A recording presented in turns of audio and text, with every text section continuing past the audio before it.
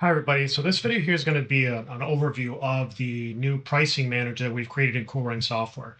The purpose of creating the pricing manager was so we have basically a one-stop shop place where you can go in and manage all your different products and prices.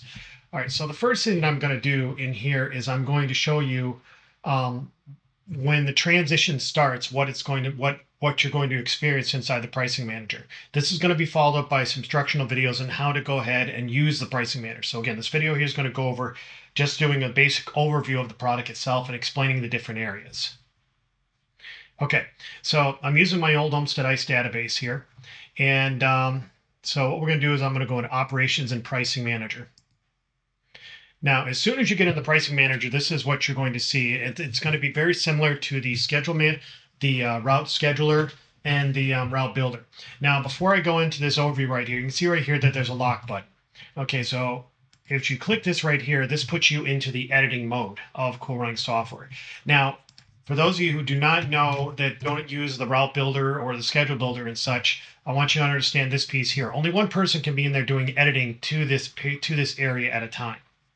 So if I was to go into the schedule builder pricing manager again, I would see this. Okay, so this right here, I would click on the manage function locks, and that way there I could get boot whoever's in the schedule builder, which was open on this, the pricing scheduler. I'd be able to boot them out and start up over here. Okay, so now we're back in here. All right, so this is what it's going to look like when you guys get moved over. Okay, so let me jump into a product that makes sense here. So I'm going to jump right into 7-pound bags. And again, this is my old Olmsted Ice database.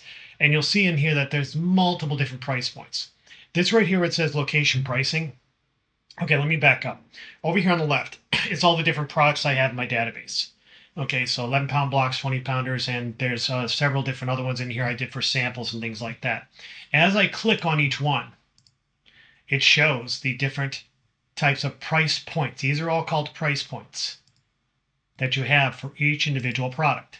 So now up here we have options. Up here we can sort by group, we can sort by name, and of course we can hide inactive products. These are in my sample system, so there's a lot of inactive products in there. Let me hide those things.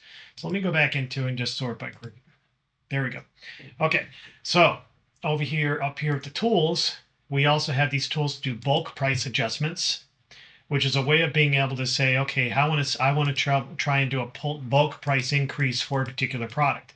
So for instance, like, you know what, my 7-pound bags, this particular product, I want to raise it by 15 cents, preview.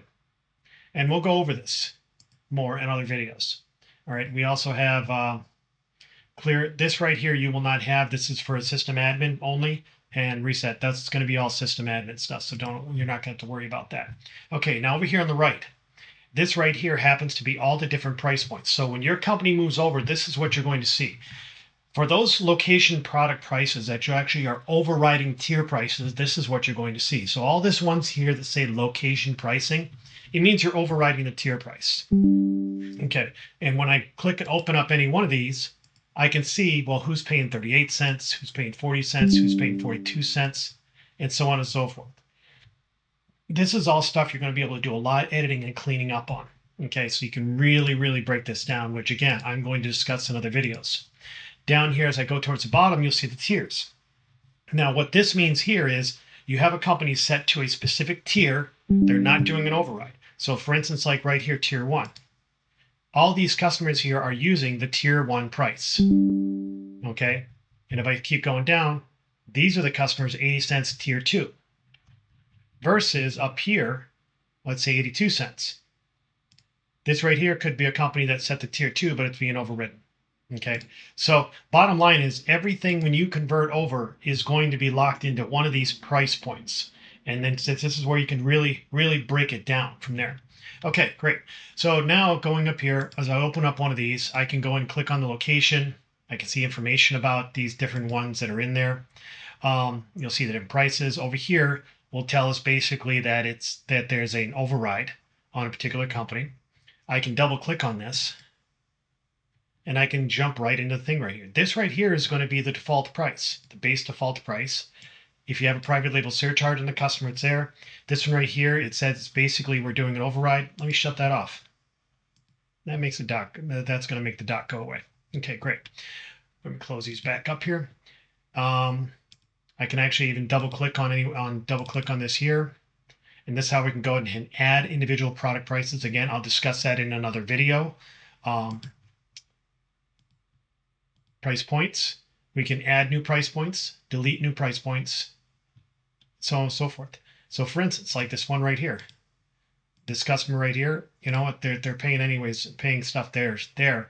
I can go in here and just remove selected.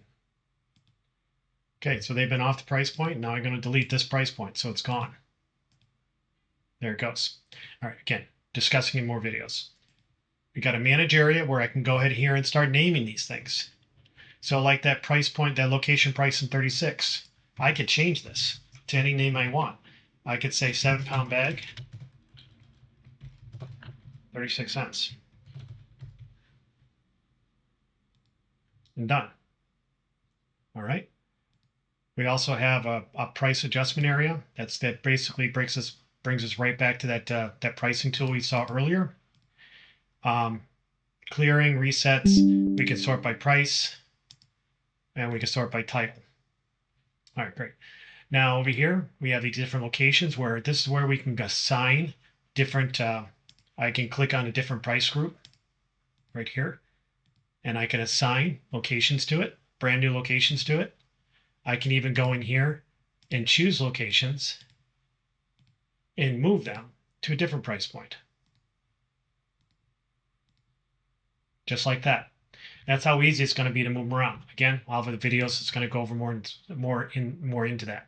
And of course, we can go in here, hide inactive or inactive locations of the way we want. Okay. And of course, we have a find feature to go ahead and find any particular customer inside this group. Okay. So, but as you're making changes inside this group here, once you make the change, you can do a publish. Now, what's nice about this here is you can go ahead and work on these different price changes, but nothing goes in effect until you hit the publish. Once I hit the publish, it goes ahead and pushes it out. Now, so I took this time right here just to do like a quick overview of the pricing scheduling tool. But let me just kind of give you an idea of what we can do with this now. So, and again, I'm going to discuss more video. I'm going to get more videos, more involved in here on the different videos. But let's just say for argument's sake, I'm going to create a new price group for one of my companies for 7-pound bags. And see here, I got a bunch of these independent excavatings. So you know what? I'm going to go to price points and add new price point, and I'm going to call it. I'm going to say, you know, it's going to be $2 a bag, and I'm going to say independent excavating.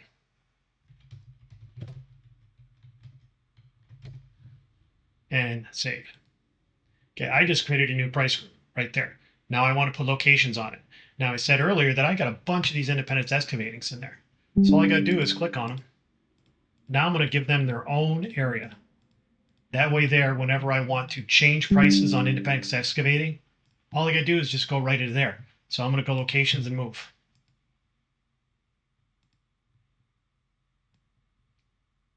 There's right there. Save. See that? Now they're all in there, ready to go. If I ever want to go ahead and make a change on this, say now I want to do a price increase, I can go right into it, go right to independent excavating again, 210. Save. And publish. That just changed the price for 7-pound bags for all my independent excavating. I put them all underneath their own independent price group, and I can make that change. So this tool right here, once you go in and you do some cleaning up and do some putting things in different groupings and things like that, chains and whatever, you're going to have one place where you can go in and say, you know what, I've decided I'm going to raise the price on one of my large chains. Let's just call it Kroger, just as an example. They're paying me 98 cents a bag. I'm going to raise them to $1.02. You go in here, you open it up, change to $1.02. They all get the new price change. Okay, so that there is like about a 10-minute video here, just giving an overview of this right here. Now, I don't want anybody to get overwhelmed with this from the start. I'm going to be making very specific videos, smaller, shorter videos going over specific functionalities in the system. So this right here is to give you a base knowledge of the the pricing tool. And we'll talk more later. All right, thank you. Bye bye.